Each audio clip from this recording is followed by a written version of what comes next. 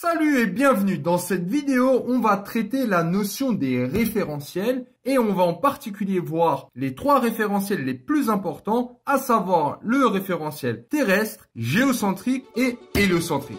Allez, on est parti.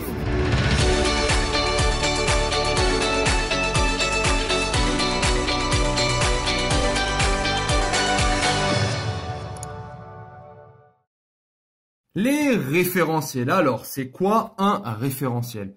Comme son nom l'indique, un référentiel, c'est juste quelque chose auquel on va s'accrocher. Ce sera quelque chose qu'on va utiliser comme base. Alors, pourquoi? Parce qu'en physique, on aime bien analyser le mouvement d'objets ou de mobiles. Et en gros, ce qu'on va faire quand on fait ces analyses, on va se poser au calme et juste regarder autour de soi. Nous, maintenant, quand on le fait, tes parents vont dire « Ah, mais ça, là, t'es en train de glander ». Alors que les physiciens, quand eux, ils le font, c'est de l'analyse. Et c'est pour ça que je dis qu'on a tous, d'une certaine manière, un physicien en nous.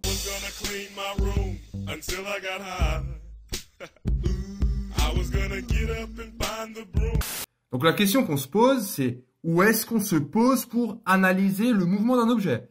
Par exemple, si maintenant, je suis à l'arrêt de bus.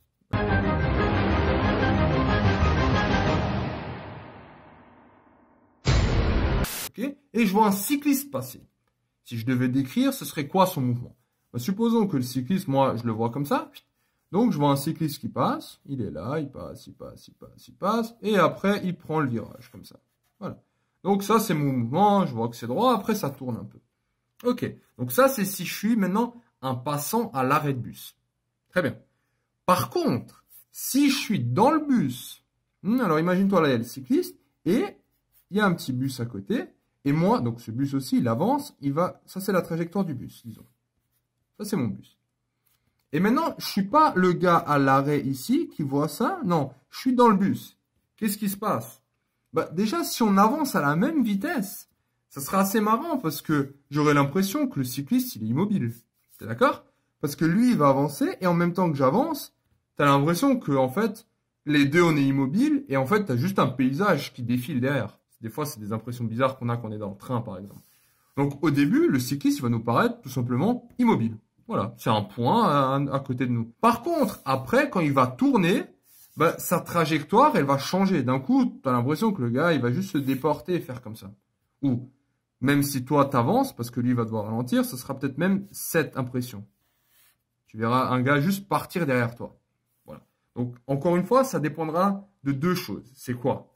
La différence, c'est à la fois au niveau de la vitesse, très important, et la trajectoire. Clairement, si le bus et le cycliste ne sont pas à la même vitesse, si là, moi, je vais plus vite que le cycliste, j'aurai l'impression que le gars, il est un peu à la traîne, quoi. Tu le vois derrière toi. S'il est à la même vitesse, il est à côté de moi, et s'il va plus vite, il part devant moi. Donc voilà. Donc vraiment, vitesse et trajectoire. Et pour bien comprendre ces différences, il faut justement se placer dans un référentiel. Donc c'est ça, c'est pour ça que c'est vraiment quelque chose de très important. Alors maintenant, les référentiels. Il y en a trois qui sont les principaux. La base des référentiels, c'est les trois à connaître. Le premier, c'est le référentiel terrestre. Alors, le référentiel terrestre, en gros, c'est où t'es. Là, maintenant, si tu es assis chez toi, n'importe où, c'est un référentiel terrestre parce que c'est relié à la Terre. Donc, c'est un objet fixe, il faut que ce soit fixe, et qui soit relié à la Terre. Ok. Si on veut analyser un mouvement de deux dimensions, par exemple, là, je prends une balle de foot, je vais dire que, tiens, mon référentiel, je vais le positionner au niveau du gazon, on va dire, du stade. Le stade de foot, il est là. Tu te poses, tu es fixe, et tu vas voir la balle de foot qui décolle, si quelqu'un frappe dedans. Ça, c'est en deux dimensions. Après, on peut aussi aller dans les trois dimensions, quand c'est nécessaire. Si, je sais pas, maintenant, il y a une belle transversale, pour pouvoir expliquer cette dimension de profondeur, il faut sortir de la 2D pour aller à la 3D. Donc, encore une fois, c'est la même chose. Le principe, c'est le même. Très important quand on pose un référentiel, donc, on pose le référentiel et ensuite, il faut donner l'origine. Le référentiel de base, il transporte l'origine. L'origine, c'est le 0. Ça veut dire que si on veut parler d'une distance, on va parler toujours par rapport à ce point. Ici, par exemple, on va dire, ah tiens, il est allé jusqu'à, on va dire, 20 mètres. Et la hauteur maximale était de 10 mètres. Voilà. Donc, tu vois, ces valeurs signifient quelque chose parce qu'on parle par rapport à un zéro. Et ensuite, bah, ce qui nous intéresse en physique, tout le temps, c'est le temps. C'est vraiment une expérience. Elle sera toujours accompagnée d'un référentiel qui transporte une origine et le temps, c'est-à-dire un chrono. Dans ce cas-là, ça serait en combien de temps, hein, ici, j'étais à t égale à combien? Ça, c'est une question. Et ici, j'étais à t égale à combien? Ça, ce serait une autre question.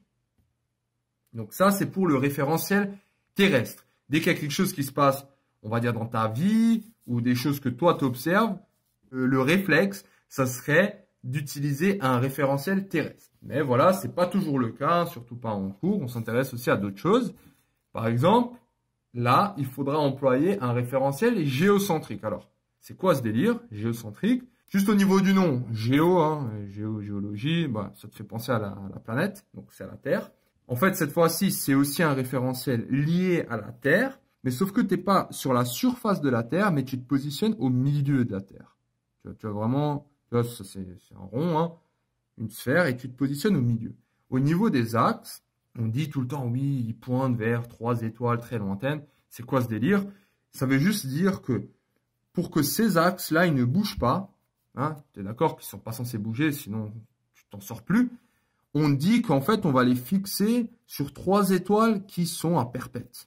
Et en fait, vu qu'elles sont très loin, ces 3 étoiles, ben on considère que ça sera du coup, les axes, ils vont être immobiles, ils vont pas bouger en fait. Donc voilà, donc on pointe ces axes vers des trucs très très loin, ce qui fait qu'on a un repère, voilà, de base. Donc avec l'origine, le centre de la Terre. Voilà, donc ça c'est vraiment les étoiles linternes. Alors le but de ça, parce qu'au début on comprend pas trop, c'est quoi le but? Supposons maintenant que tu dois analyser, par exemple, la Lune, un satellite de la Terre. Donc là, on a bien la Terre, et là, quelque part, on a la Lune qui tourne. Donc, on a tendance à dire, bah oui, la Lune, elle tourne autour de la Terre. Hein. Si tu ne le savais pas, maintenant tu le sais au moins. Donc ça, c'est l'unique satellite de la Terre. Même. Donc elle tourne, elle tourne, elle tourne. Mais est-ce que c'est vraiment le cas? C'est juste que quand on dit ça, on suppose qu'on est justement dans ce référentiel. Et je vais te montrer pourquoi on est dans ce référentiel. Parce que si maintenant, tu me parles par rapport à un référentiel terrestre, ou disons déjà, si tu me parles par rapport à ce référentiel qui est ici, hein, imagine-toi, le référentiel, il n'est pas là, mais tu poses un référentiel ici. Alors déjà, c'est que si tu es sur la Lune, ben, tu peux croire l'inverse. Tu peux croire que c'est en fait la Terre qui tourne autour de la Lune. Et d'ailleurs, on a cru ça pendant très longtemps avec le Soleil. Hein. On s'est dit, bah, c'est le Soleil qui tourne autour de la Terre. Parce qu'on était en fait juste dans un mauvais référentiel. Voilà, première chose déjà. Deuxième chose, si maintenant tu me parles par rapport à un référentiel terrestre, hein, que tu maîtrises maintenant, tu vas être le petit bonhomme là sur la surface. Hein. Oh là, ça c'est rien d'autre. Hein. C'est pas les particules du bonhomme. Tu vas juste être sur la surface de la Terre. Interprète pas ça bizarrement. Hein. Donc tu vas être sur la surface de la Terre. Et ce qui se passe, hein, si tu le sais, c'est que la Terre, en fait, elle tourne aussi autour d'elle-même. Donc, tu vois un peu le bordel. Donc, toi, tu vas être là, tu vas tourner, hein, tu vas tourner autour de la Terre, et en même temps, tu es en train d'analyser un mouvement d'une Lune qui tourne autour de ce que toi, tu tournes aussi. Bref, ça va tourner dans 2 dimensions, et ta seule expression, ce sera juste, ça bouge dans tous les sens.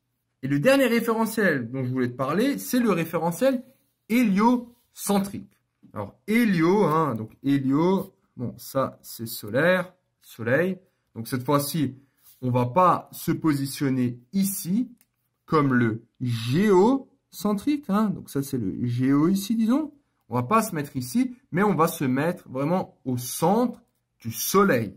Alors, encore une fois, pourquoi on s'amuse cette fois-ci à se foutre au centre du soleil, hein, il fait chaud là-bas? Non, c'est juste pour pouvoir analyser par exemple, des objets qui tournent autour du Soleil. Hein, tout le système solaire, en fait. C'est intéressant. Dès qu'on va parler des planètes, on va utiliser ce référentiel qui va nous aider. Conclusion de tout ça. Un mauvais choix de référentiel peut te mettre la misère. Donc ça, c'est vraiment la conclusion. Et juste un petit truc, pour ceux qui sont en train de revoir cette vidéo, attention quand on parle de référentiel galiléen. Ça n'a rien à voir avec le référentiel que je t'ai donné là, avec une origine et tout ça. Non, le référentiel galiléen, c'est juste un endroit, on va dire une pièce ou n'importe quoi, où le principe d'inertie s'applique. Alors, si tu n'as pas encore vu ça, c'est pas grave, on va y arriver. Voilà, félicitations d'être arrivé jusqu'au bout de cette vidéo. Cette vidéo t'a plu? Ça tombe bien, il y en a encore. Sur matrix.fr, tu peux non seulement télécharger le résumé de cette vidéo, mais aussi retrouver tout ton programme avec plein d'exercices corrigés étape par étape. Tu peux aussi défier tes amis dans des jeux et te mesurer à la communauté